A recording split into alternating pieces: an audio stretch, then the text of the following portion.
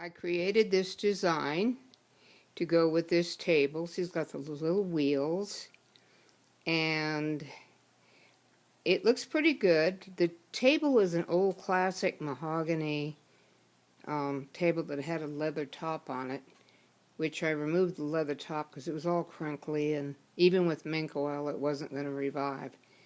And the whole idea of this was to give this a new life.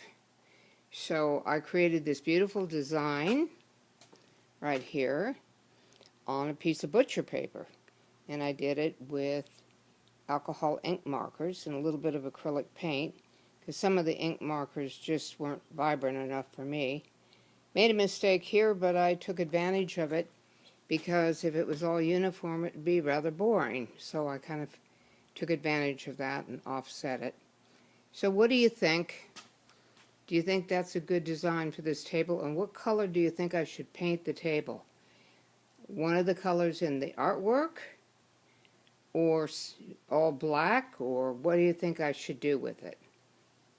Let me know. Look in the comments below. I shot the table again at this angle so you could see the color of the wood, because when I asked you what color I should paint it, I should be fair to let you know what color it really is naturally.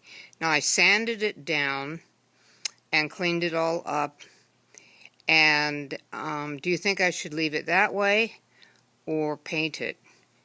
The table's in great shape. You see those little wheels? I just put WD-40 on them and they roll around all over the place. I think they really enjoyed getting a shot of that.